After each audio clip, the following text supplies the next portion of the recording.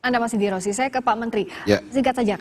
Pertama soal lahan tadi masih ada masalah, apa solusinya? Dan berikutnya bagaimana agar koperasi ini Pak, koperasi desa ini tidak mengulang kegagalan koperasi unit desa pada masa Orde Baru? Saya kasih tahu dulu runutannya. Jadi ada Inpres nomor 9 tahun 2025 tentang percepatan pembentukan koperasi desa Kelurahan Merah Putih.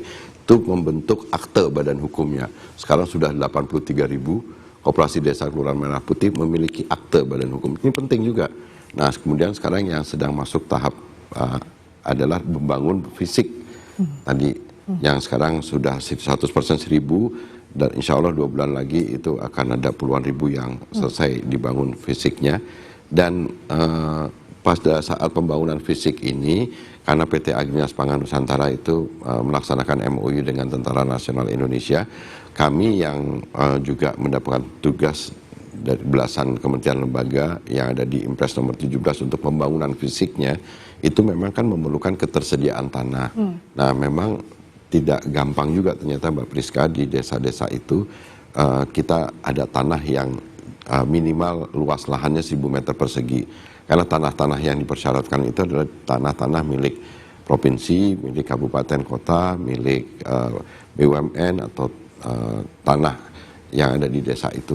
Jadi memang tidak gampang, sehingga ada yang 1.000 meter persegi tapi lokasinya tidak strategis. Nah, itu juga menyebabkan ada 1-2 yang kemudian muncul, misalkan ada permasalahan. Tapi dari sekian puluh ribu yang sekarang datanya sudah masuk di sistem informasi manajemen koperasi desa yang ada di kami, maupun yang ada di Agrinas Pangan, maupun yang ada di Tentara Nasional Indonesia ini, sekarang sebenarnya udah relatif, udah secara umum udah nggak ada masalah gitu. Tapi besok kita juga akan mempertimbangkan, kami di Kementerian Koperasi juga akan mempertimbangkan, akan mengeluarkan pekerjaan pembangunan fisik gudang gede dan alat kelengkapan koperasi desa itu terhadap tanah-tanah yang lokasinya tidak ideal, artinya kurang dari 1.000 meter persegi.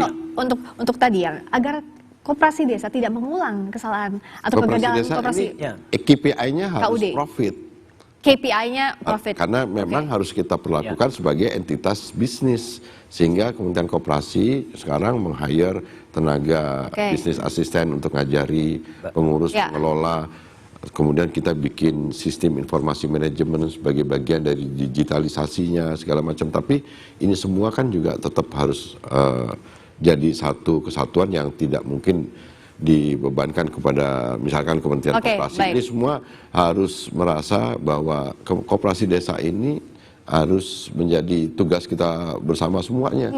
Masyarakat desa dengan segala keterbatasannya, Mbak Priska, sekarang mereka punya animo yang besar karena mereka bergairah. Sekarang mereka tiba-tiba punya badan usaha, punya perusahaan sendiri. Agar ini jadi success story, nah apa yang harus dilakukan?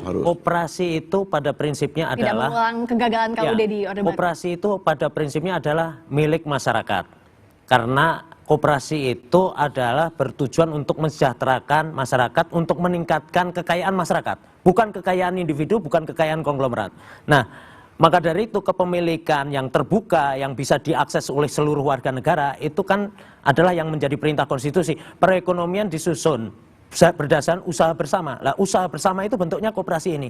Nah, bagaimana koperasi ini disadari sama masyarakat? Ini ada memang upaya top down dari pemerintah yang dimotivasi dengan bantuan-bantuan itu. Tapi masyarakat harus menyambut dengan gegap gempita, dengan gembira bahwa ini adalah suatu peluang untuk masyarakat bisa mengkreasi kekayaan dan pendapatan supaya ekonomi tidak didominasi oleh segelintir orang tadi. Tadi proses pembentukan badan hukumnya, Mbak Priska, memang ada top down-nya, tapi kita tetap memenuhi prinsip-prinsip koperasi, kebersamaan, kekeluargaan. Proses pembentukannya melalui musyawarah desa khusus. Jadi ada proses mekanisme bottom up-nya juga. Dan oleh karena itu menurut saya memang saya setuju apa yang disampaikan Mas Suroto tadi, bahwa sekarang yang penting operasionalisasinya sekarang masuk ke tahap yang lebih penting, bagaimana operasionalisasinya ini juga bisa jalan sama baiknya. Tapi kami optimis bahwa ini akan bisa jalan.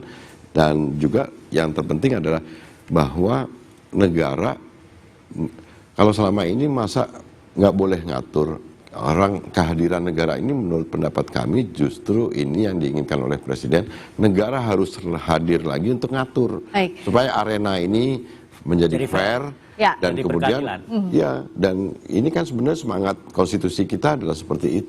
KUD atau koperasi yang ada, contoh yang tadi disebutkan oleh Mbak Priska, KUD itu pada eranya berperan sangat besar terhadap swasembada beras pada saat itu.